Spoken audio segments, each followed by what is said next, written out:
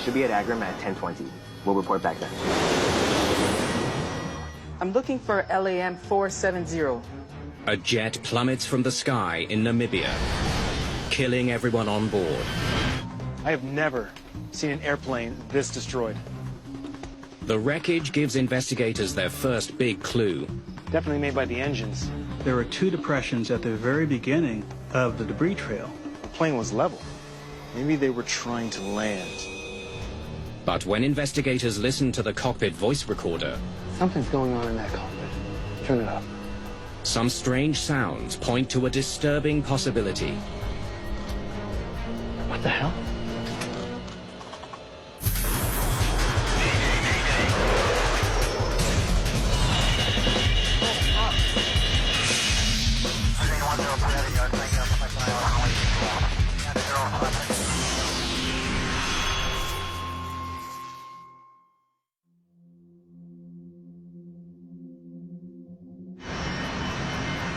Maputo International Airport in Mozambique. Auto brakes at the TRO. Auto brakes are set. Confirm takeoff configuration. Takeoff configuration, okay. Ready for takeoff. LAM 470, ready for takeoff. LAM 470, you are cleared for takeoff. Roger, Maputo Tower, LAM 470. Here we go.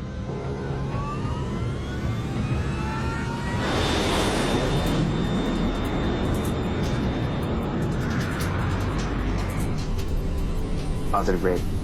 You're up. You're up. 49-year-old Captain Herminio dos Santos Fernandez commands LAM Mozambique Airlines Flight 470. He's one of the airline's most experienced pilots. Flap set to 0. Flap set to 0. The first officer is 24 and at the beginning of his career. This crew pairing with an experienced, middle-aged Mozambican captain and a younger co-pilot, this is an average, normal pairing. Autopilot on. Autopilot on. It takes 20 minutes for the flight to level off at its cruising altitude of 38,000 feet. It's bound for Luanda in Angola and will fly over South Africa and Botswana to get there. The flight will take 4 hours. LAM Mozambique has been in existence for quite some years, actually. In the late 30s, 1930s, it started operations. So it's a well-established airline. Flies mostly within Africa, with a fairly small fleet of around 6-7 aircraft. The direct flight from Mozambique to Angola is a crucial connection for many passengers. Those two countries are both Portuguese-speaking, and they have lots of business links. There's a great mix of tourists, of business people traveling between the two countries, specifically because of this Portuguese link. The workload should be fairly light for the cabin crew. Today's flight is undersold. Most seats are empty. The pilots are flying a recent addition to the airline's fleet. It's an Embraer 190, purchased just over a year ago. The twin-engine jet is in use all around the world, largely on low-volume routes. The Embraer 190 is a modern aircraft, very successful. It's considered a regional jet. It is a good aircraft to fly. Gaborone Aerial Control, LAM 470. 45 minutes after takeoff. The jet crosses into the airspace over Botswana. The pilots check in with the Gaborone Area Control Center. Whether you're flying across a country or across several countries, you have to go through several jurisdictions. So on a typical long-distance flight, you may have 3 or 4 different distinct air traffic control areas where the airplane has to communicate with. LAM 470 Gaborone. Report your estimated time to Agram. In a minute. Gaborone, LAM 470. Copy that. You should be at Agram at 10:20. We'll report back then. The pilots confirm that they will check in when they reach a navigational point that marks the boundary between Botswana and Angola.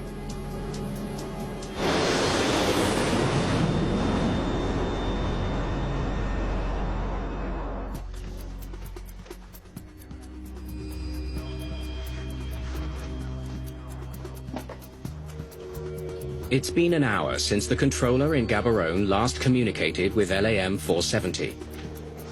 The flight should be approaching Angola, so he gives the crew their next instructions. LAM 470 Gaborone, please continue with Luanda control, frequency 8888.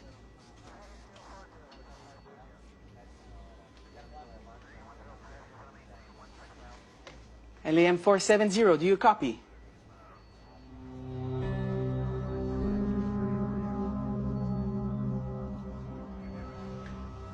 But there's no reply.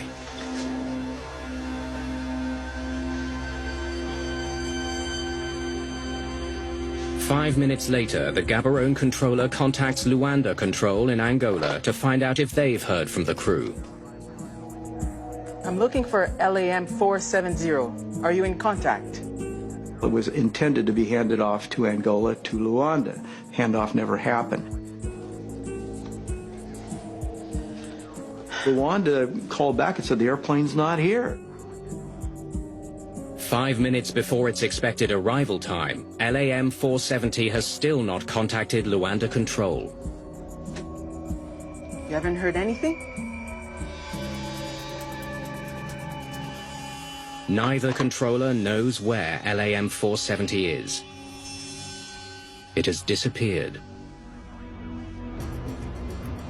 There are no distress calls or any signals from the plane's emergency locator transmitter.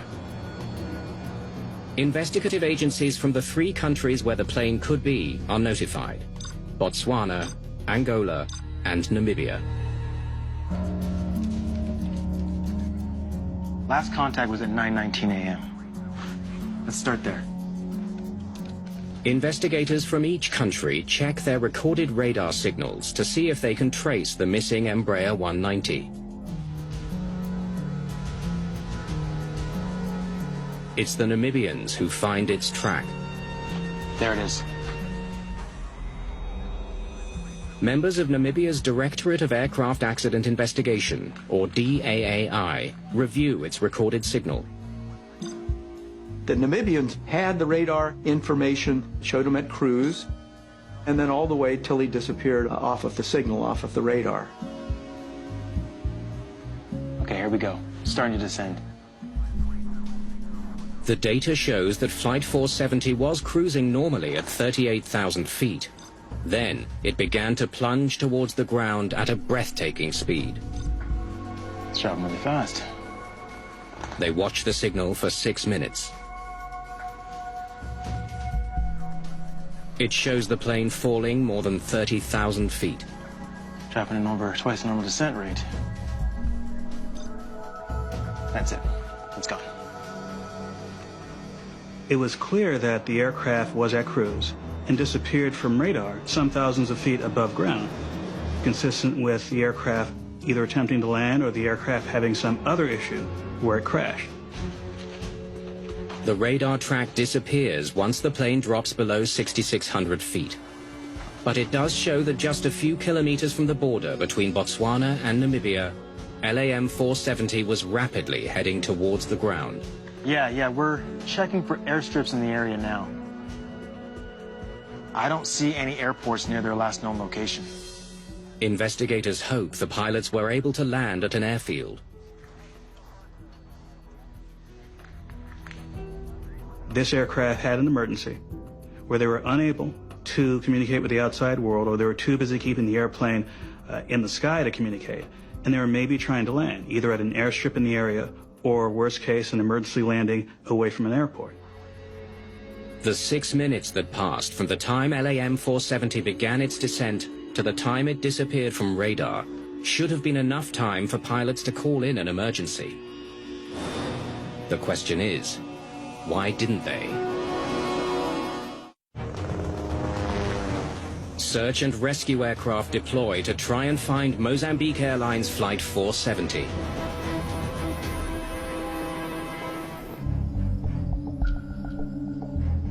But it's park rangers in Namibia's remote Bwabwata National Park who first come across a tangle of wreckage.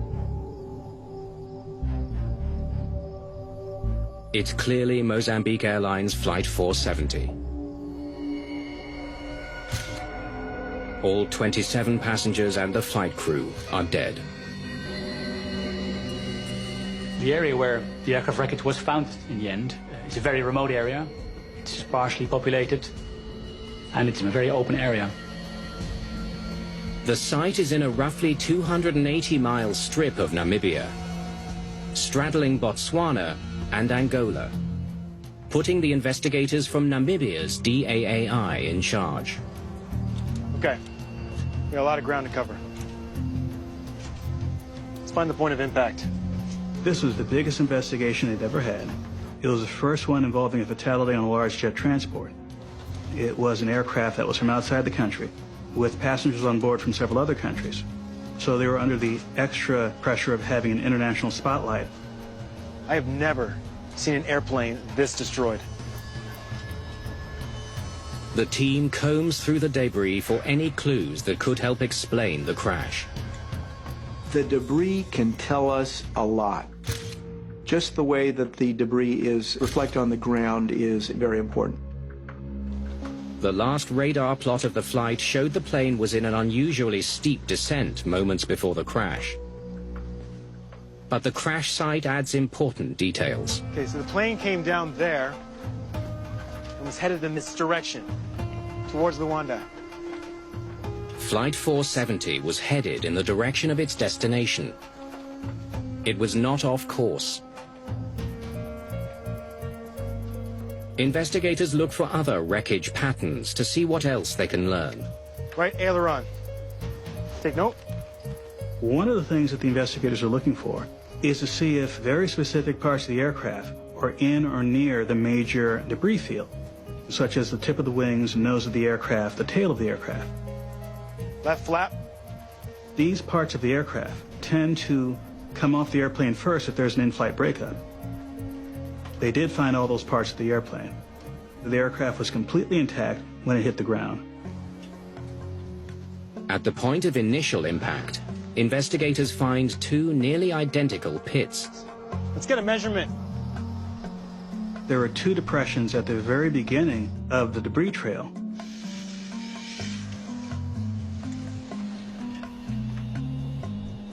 "32 feet.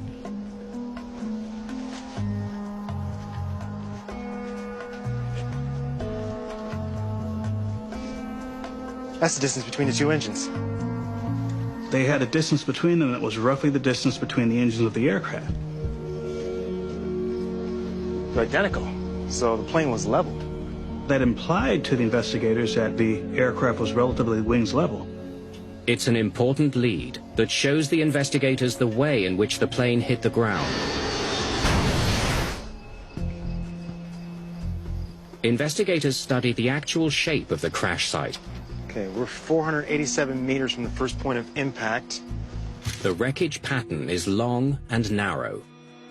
When I see a wreckage trail that's that long and the aircraft is that disintegrated, it says that there was both a high vertical speed as it hit the ground and a high forward speed to allow the wreckage to spread over such a wide area.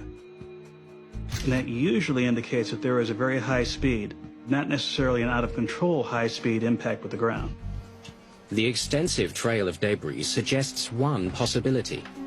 Maybe they were trying to land. To answer that question, the team examines the landing gear. Tires aren't blown. No damage to the treads. No puncture marks. They were retracted. This wasn't an emergency landing. It's the first tangible clue about what the pilots may have been doing. The crew decided not to deploy the landing gear, either because they were unwilling to do so or unable to do so. They weren't trying to land. Why were they coming in so fast?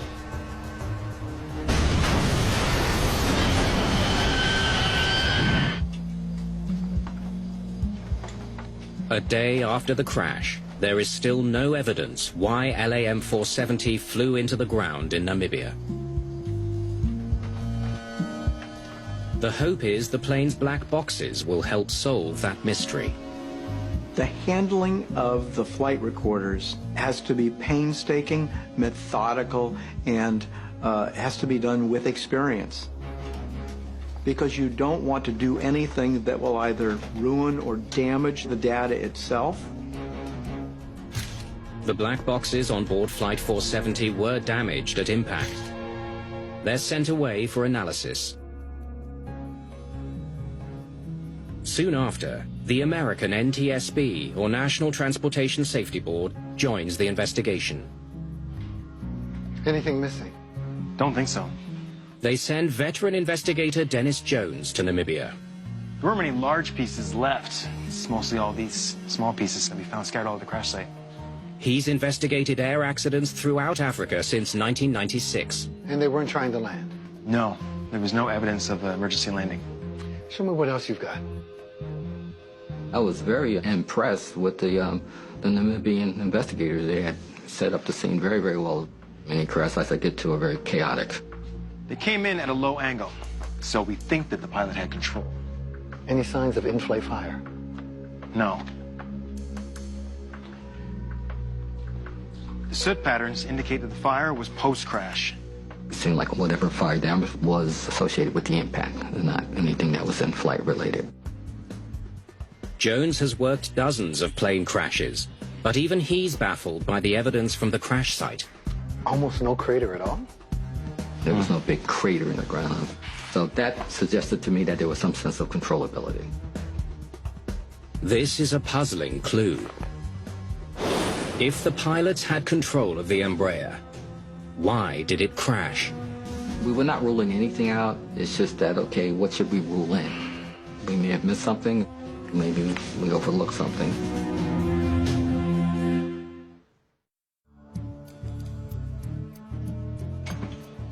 The wreckage and the radar data tell investigators of the LAM Flight 470 crash the same story. It became quite apparent that it was high energy impact because the aircraft had essentially disintegrated on impact. With such a rapid descent, investigators wonder if engine failure was to blame. When a jet engine is running, the rotors spin as they draw in air. The way that these turbine blades are damaged, they were definitely spinning on impact. When you take an engine that's rotating at thousands of revolutions per minute and come to a sudden stop, it tends to have certain kind of signatures, as we call it, corn cobbing, where the rotors themselves will get stripped and it causes the blades to just separate and flatten. It looks like a corn cob. And when I looked at both engines, the evidence was very strong that they were operating fully at the time of impact. 1 week after the crash of Flight 470, investigators have learned all they can from the crash site. They now need to turn their focus elsewhere for answers. So, what have we missed? When I left the scene, I said, okay, we have some answers with the machine. We don't have them all. We may have missed something. Let's look at the maintenance records. Maybe it was a mechanical issue that was kind of subtle and perhaps not very obvious at the time. The investigation moves from the field to DAAI offices in Windhoek, Namibia. Is this the last inspection? Looks like it. They begin looking into the way Mozambique Airlines was maintaining the plane. November 28th. Day before the accident.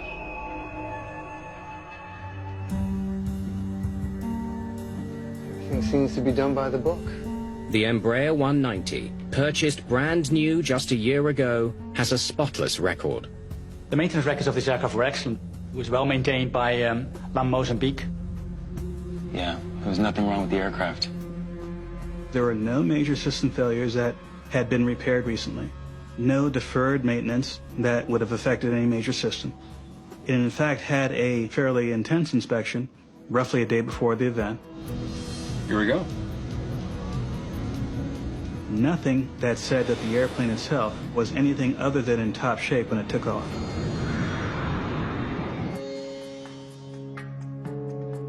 With no evidence of a mechanical problem, the team turns its attention to outside factors. They review meteorological reports from the day of the crash. All right, Dennis, the data from Mon Weather Station is in. Did bad weather bring down Flight 470? Craig, why don't we start from the takeoff in Maputo? Africa is the home to some of the most fiercest and strongest thunderstorms. A thunderstorm has every hazard you can imagine along with it. It has electrical discharge and lightning. That can affect your navigational systems. It has severe turbulence. That can compromise the integrity of the aircraft. It has hail. It has rain.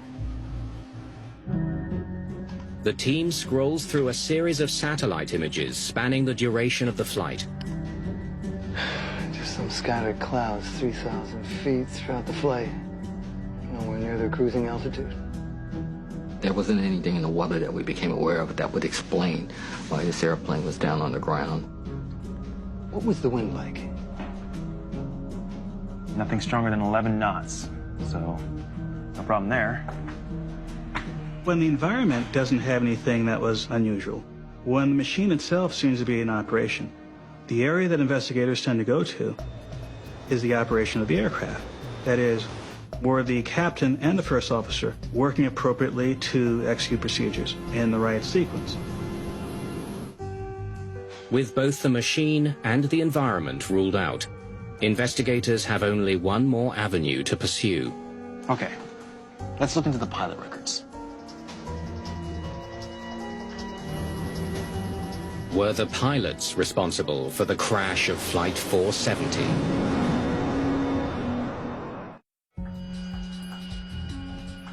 Investigators consider if the pilots of LAM 470 played a role in causing the crash. Captain Hermanio dos Santos Fernandez. Born in Mozambique, 49 years old. Here we go.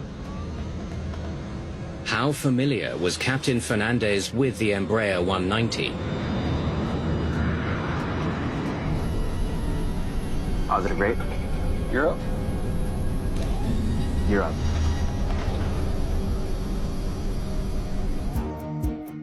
The team scrutinizes his pilot records. You're trying to see anything that might show degradation of the performance of the pilot. Captain Fernandez was not only well trained, 2,500 on the Embraer 190. 9,000 flight hours total. he was a very experienced airman. Malcolm Brenner, an expert in pilot psychology, consulted on the investigation. The captain had an unblemished record, no accidents, no incidents. He was medically qualified. All his records were up to date. The first officer was young, but had over 1,000 flight hours. The two were a good match. Yeah. Flap set to 0. Flap set to 0. It's very common practice to have a very senior captain and a more junior first officer. It enables the first officer to learn and to progress in his career. They should work as a good team. Autopilot on. Autopilot on.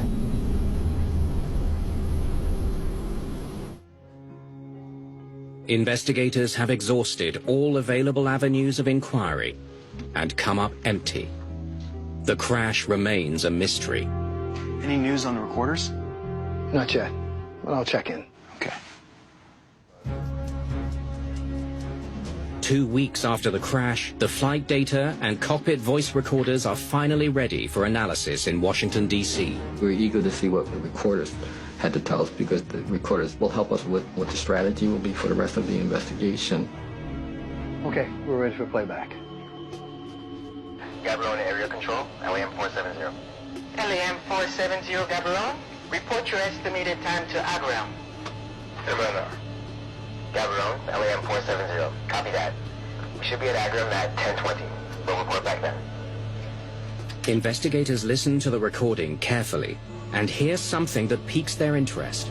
It was just a routine flight until the first officer excused himself to go to the laboratory.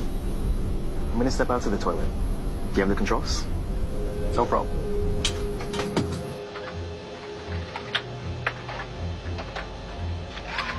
The first officer leaves the cockpit. Captain confirmed that's fine, and the first officer left.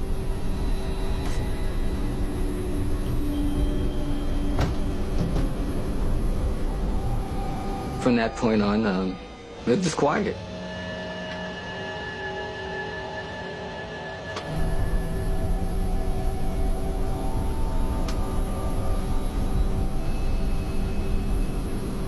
"30 seconds go by. A minute.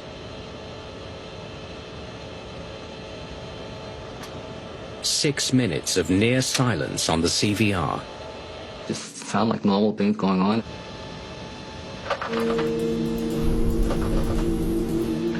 The first officer is coming back.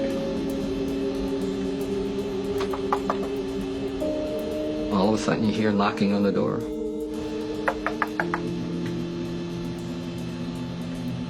There was no response. And then the knocking started becoming more repetitive. The cockpit door remains locked. The co-pilot of the flight wants to get back in, and the captain is not responding. During flight, the cockpit door locks automatically. It can be opened from the outside with a code. But the code isn't unlocking the door. And the captain still isn't responding. Maybe the captain fell asleep. Maybe the captain is a little bit woozy. Maybe if I just hit on the door, things will go back to normal. He'll let me back in.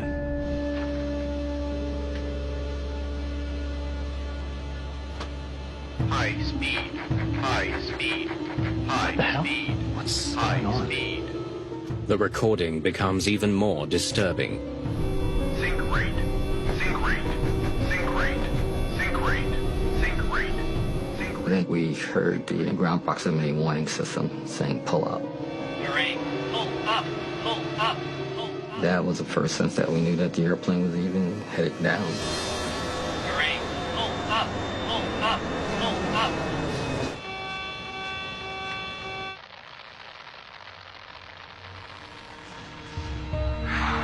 The investigators are stunned. It's beyond abnormal. This is strange. This is unusual. One does not expect to have a situation where a pilot is refused entry into the cockpit. Is there something wrong with the captain? The knocks that took place, there was no response to those knocks. And then all of a sudden it comes to an abrupt end. What's going on here?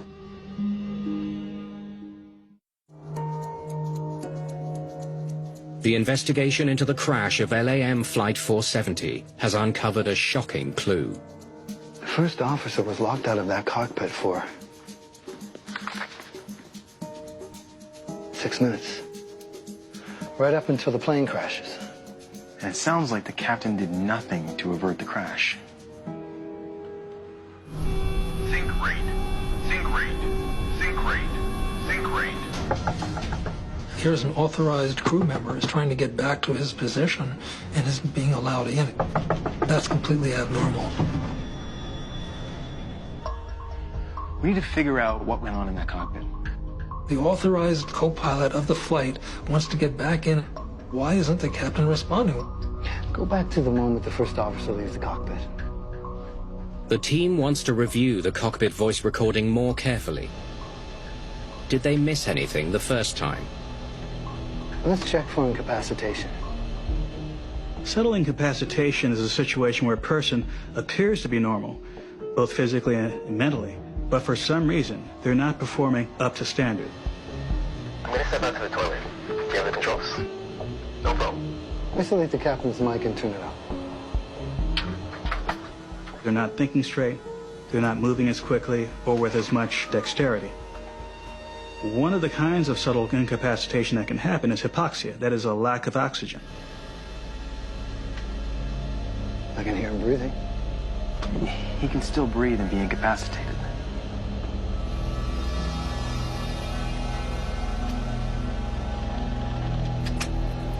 Hold on. Play that again.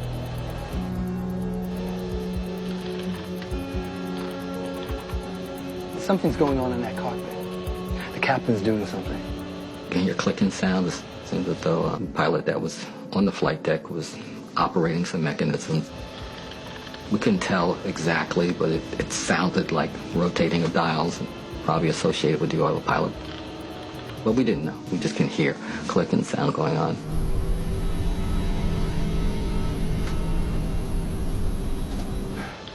He's definitely moving around.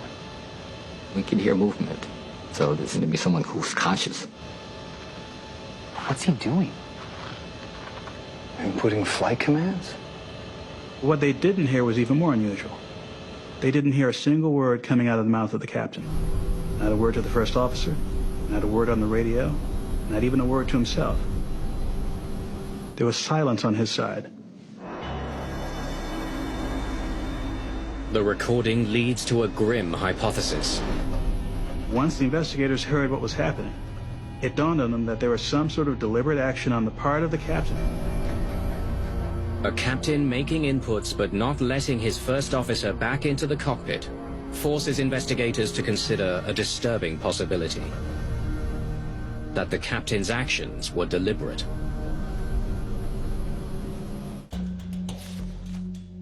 It seems extremely unlikely that a well-trained, experienced pilot would crash an aircraft deliberately.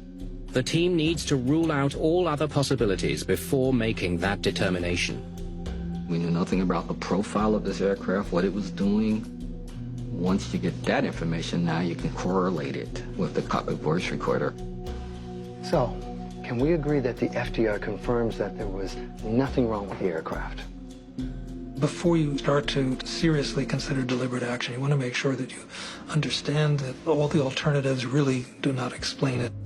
All conditions were normal. There were no mechanical faults detected. Okay. Leaves pilot action. Let's take a look at what happened after the first officer leaves the cockpit. The data will show which inputs, if any, the captain made to the flight controls. Can we isolate these 4 parameters? The inputs paint a harrowing picture of the captain's actions inside the cockpit. The first officer leaves the cockpit. A few minutes later, it looks like he starts to make a series of inputs.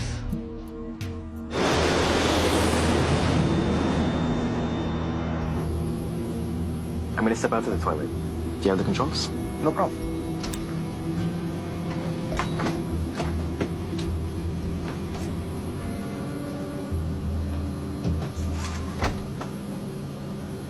Three minutes after the first officer leaves, the altitude is adjusted 3 times, instructing the plane to drop to an altitude of 592 feet above sea level. That's the clicks we heard.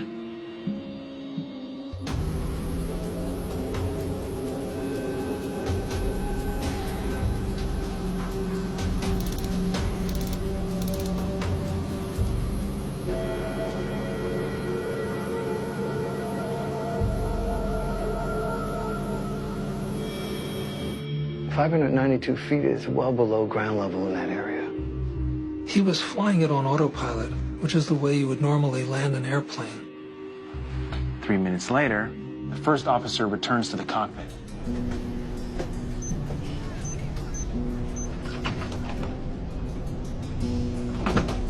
But the captain doesn't unlock the door. Instead, he must have overridden the door code. Planes like the Embraer 190 have a control that allows a pilot inside to override the keypad outside and keep the door locked. Then, he disengages the auto throttle, starting the descent. The power was reduced. The throttles remained in the idle position. These same kinds of inputs are what you will be using during that descent to the destination. He was commanding the autopilot to crash the airplane.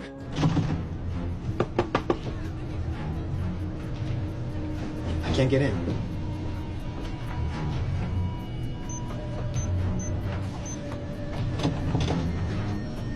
Let's not alarm the passengers. The first officer tries to be discreet. Captain, are you okay? The last thing he needs now is panic in the cabin.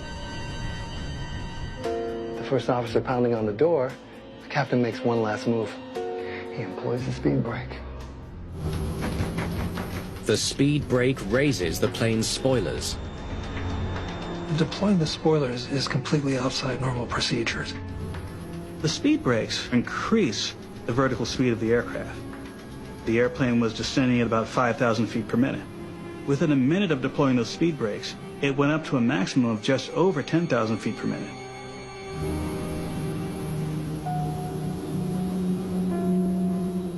During the aircraft's descent, the captain leaves the autopilot engaged and doesn't touch the control column.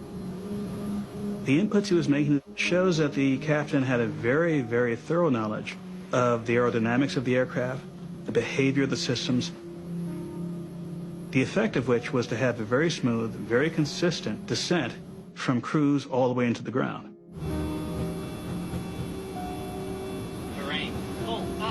Everything that was being done by the pilot was to the end of bringing the airplane down fast. Captain, open this door. In less than 15 minutes, Captain Fernandez deliberately takes his plane out of cruising altitude and crashes it into the ground. This was a deliberate action. There is now one burning question. But why would a pilot do this?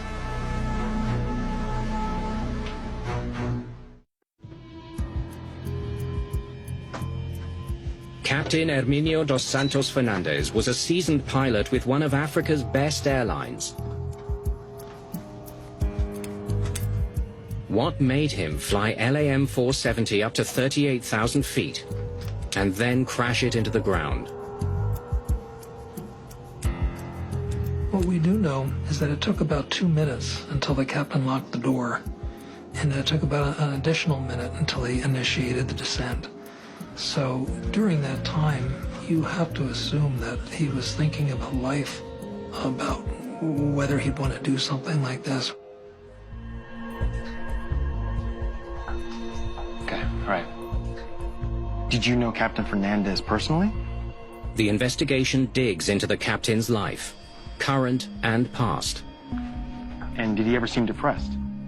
Despite finding no red flags in his professional and medical records, investigators discover his private life was another matter.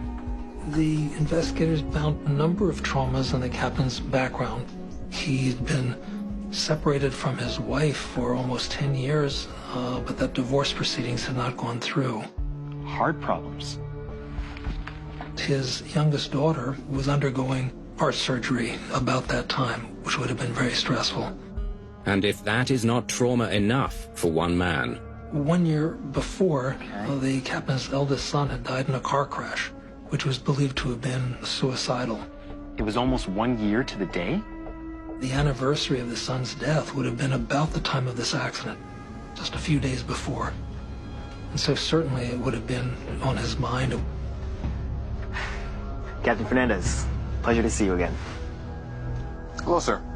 The last thing that happened is not what causes, but it may precipitate, it may essentially spring the trap that has already had all this energy behind it. Sun shines on us today. Good day to fly. Yes. Yes, it is.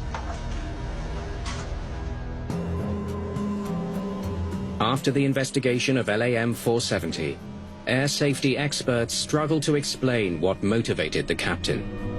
It's really impossible for me to answer what the effect his life circumstances had on his decision at that moment during that flight. It's impossible to know from the evidence we have whether this was a deliberate act that was concocted well before the flight, or whether it was something that happened during the flight. Determining how to keep such an irrational act from happening again is also a challenge. I'm going to step out to the toilet. Do you have the controls? No problem. For many safety reasons, having two people in the cockpit at all times is important. It's called the two-person rule. Mozambique was ahead of most of the industry. LAM had started a policy that you don't leave one person alone in the cockpit. It's just that at this time it was not being followed. Having someone else in the cockpit would have given him a chance to talk about things, may have been a chance to work things out.